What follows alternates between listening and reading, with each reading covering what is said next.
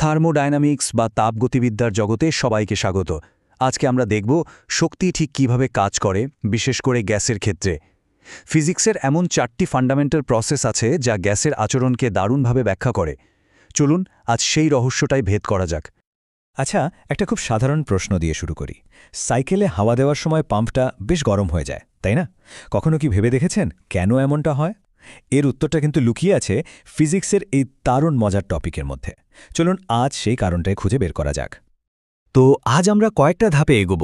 প্রথমে জানব গ্যাসের সেই 4টি মূল নিয়ম কি কি, তারপর দেখব শক্তি কিভাবে বাঁকা আর সোজা পথে কাজ করে, আর সবশেষে এই থিওরিগুলো আমাদের বাস্তব জীবনে কতটা জরুরি সেটাও বোঝার চেষ্টা করব। গ্যাসের অণুগুলো তো আসলে সবসময় ছোটাছুটি করছে, যে কারণে এদের আচরণ বোঝাটা বেশ কঠিন। কিন্তু মজার ব্যাপার হলো ফিজিক্স আমাদের 4টি আইডিয়াল মডেল দিয়েছে, যা দিয়ে এই জটিল ব্যাপারটাকে খুব সহজভাবে বোঝা যায়। চলুন তাহলে শুরু করা যাক।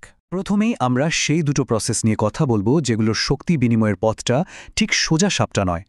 একটা প্রেশার ভলিউম গ্রাফে এদেরকে বাঁকা রেখা বা কার্ভ দিয়ে দেখানো হয়, আর এরা হলো আইসোথার্মাল বা সমষ্ণ এবং অ্যাডিয়াব্যাটিক বা রুদ্ধতাপীয় প্রক্রিয়া।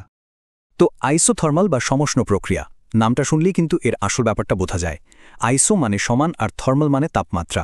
সোজা কথায় এটা এমন একটা প্রসেস যেখানে সিস্টেমের টেম্পারেচার একদম ফিক্স থাকে, এক চুলও নড়ে না, মানে ডেল্টা টি হচ্ছে 0। এই পুরো প্রক্রিয়াটার মূল ভিত্তি কিন্তু বয়লের সূত্র। এর মানে হলো টেম্পারেচার স্থির থাকলে গ্যাসের প্রেশার পি আর ভলিউমের ভি এর গুণফল সব সময় একই থাকবে, মানে কনস্ট্যান্ট থাকবে। ঠিক যেন একটা দাড়িপাল্লার মতো, একটা বাড়লে অন্যটা কমবেই।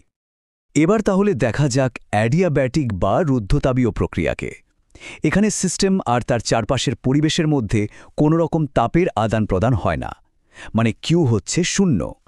এখন প্রশ্ন হলো এটা কিভাবে সম্ভব? দুটো উপায় আছে।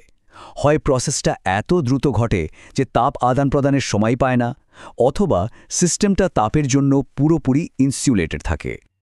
আচ্ছা, সমীকরণে একটা ছোট কিন্তু খুব জরুরি পরিবর্তন খেয়াল করা যাক।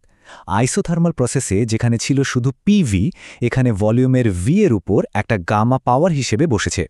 আর এই গামাই কিন্তু পুরো খেলাটা ঘুরিয়ে দিয়েছে, মানে প্রক্রিয়াটাকে একদম আলাদা করে দিয়েছে। এখন সবচেয়ে মজার পার্টটা হলো যখন আমরা এদের গ্রাফ দুটোকে পাশাপাশি দেখি। একটু খেয়াল করলেই বোঝা যাবে অ্যাডিয়াব্যাটিক প্রসেসের গ্রাফটা আইসোথার্মালের চেয়ে সবসময় বেশি খাড়া বা স্টিপার হয়। কারণটা কি?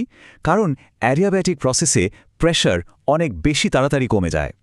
বাঁকা পথের গল্প তো হলো, এবার আসা যাক সোজা পথের শক্তিতে। এই পরের দুটো প্রসেসকে গ্রাফে একদম স্ট্রেট লাইন দিয়ে দেখানো যায়, যা এদেরকে বোঝা আরও অনেক সহজ করে তোলে। প্রথমে আসছে আইসোব্যারিক বা সমচাপ প্রক্রিয়া। নাম থেকেই পরিষ্কার, এখানে গ্যাসের প্রেশার একদম স্থির থাকে, কোনো পরিবর্তন হয় না।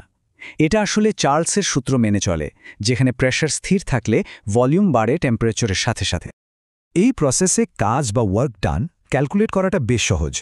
যেহেতু প্রেশার পি কনস্ট্যান্ট, তাই কাজের পরিমাণ বের করতে হলে শুধু ভলিউমের পরিবর্তনকে V2 - V1 সেই কনস্ট্যান্ট প্রেশার দিয়ে গুণ করে দিলেই হয়। সিম্পল। আর এর ঠিক উল্টোটা হল আইসোকোরিক বা সম আয়তন প্রক্রিয়া। এখানে যা কিছুই হোক না কেন, গ্যাসের ভলিউম একদম স্থির থাকে, একটুও বদলায় না।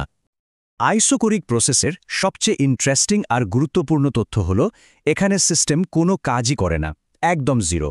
ভাবুন তো, যেহেতু ভলিউমের কোনো পরিবর্তনই হচ্ছে না, তাই কাজ বা ওয়ার্ক ডানের পরিমাণ এখানে সবসময় 0। কাজ 0 হলে তো ব্যাপারটা বোঝা গেল, কিন্তু যদি কাজ 0 না হয়, কোন প্রসেসে সবচেয়ে বেশি কাজ হবে, কোনটায় কম? এই প্রশ্নটাই কিন্তু আমাদের এই 4টে প্রসেসকে একসাথে তুলনা করার জন্য জরুরি। ওকে, এতক্ষণ আমরা 4টি প্রসেসকে আলাদা আলাদাভাবে দেখলাম। এবার সময় হয়েছে সবগুলোকে একসাথে মিলিয়ে একটা বড় চিত্র দেখার। চলুন খুঁজে বের করি এদের মধ্যে আসল পার্থক্যগুলো কোথায়। আমার ধারণা এখানেই সবগুলো কনসেপ্ট একসাথে মিলে যাবে, আর পুরো ব্যাপারটা একদম জলের মতো পরিষ্কার হয়ে উঠবে। এই টেবিলটা দেখুন, এখানে সবকিছু একবারে পরিষ্কার হয়ে যাবে। আইসোথার্মালে টেম্পারেচার টি কনস্ট্যান্ট, আইসোবারিকে প্রেশার পি কনস্ট্যান্ট, আর আইসোকোরিকে ভলিউম ভি কনস্ট্যান্ট। কিন্তু অ্যাডিয়াব্যাটিক প্রসেসটা দেখুন, ওটা একদমই আলাদা। এখানে কোনো হিট এক্সচেঞ্জই কিউ হয় না। আর ডান দিকের কলামটা দেখুন, মানে কাজের ডব্লিউর ফর্মুলাগুলো, প্রত্যেকটার জন্য আলাদা ফর্মুলা। আর সবচেয়ে চোখে পড়ার মতো ব্যাপার হলো আইসোকোরিক প্রসেসে কাজ কিন্তু একদম 0। আচ্ছা, এতক্ষণ ধরে যে তত্ত্ব, গ্রাফ, সমীকরণ নিয়ে কথা বললাম, এগুলো কি শুধুই বইয়ের পাতায় বা ল্যাবের ভেতরেই সীমাবদ্ধ? একদমই না। এগুলো আমাদের প্রতিদিনের জীবনে ঘটছে। চলুন কয়েকটা বাস্তব উদাহরণ দেখে নেওয়া যাক। তাহলে আমাদের সেই একদম প্রথম প্রশ্নের উত্তরে ফেরা যাক। সাইকেলের পাম্প গরম হয় কেন? কারণ যখন খুব দ্রুত বাতাসকে কম্প্রেস করা হয় তখন তাপটা বাইরে বেরোনোর সময়ই পায় না। এটা একটা পারফেক্ট রুদ্ধতাপীয় বা অ্যাডিয়াব্যাটিক প্রক্রিয়ার উদাহরণ, তাই পাম্প গরম হয়ে যায়। আরেকদিকে প্রেসার কুকারের কথা ভাবুন তো, ওটার আয়তন তো ফিক্সড, তাই না?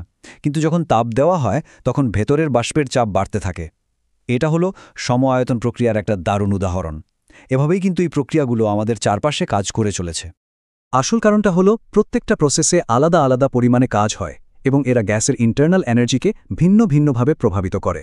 পুরো আলোচনার সারমর্ম যদি একটা লাইনে বলতে হয় তাহলে সেটা হলো এই: একই পরিমাণ তাপ আপনি কোন পথে বা কোন প্রসেসে দিচ্ছেন তার উপর নির্ভর করে ভিন্ন ভিন্ন পরিমাণ কাজ তৈরি করতে পারে।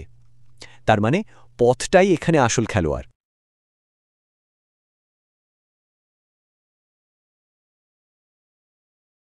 আমরা যে 4টি নিয়ম নিয়ে কথা বললাম, এগুলো সবই কিন্তু আইডিয়াল বা আদর্শ পরিস্থিতি। কিন্তু একটা সত্যিকারের গাড়ির ইঞ্জিনের ভেতরে ঠিক কি ঘটে? সেখানে কি এই নিয়মগুলো এভাবেই কাজ করে, নাকি ব্যাপারটা আরও অনেক বেশি জটিল? এটা কিন্তু ভাবার মতো একটা প্রশ্ন।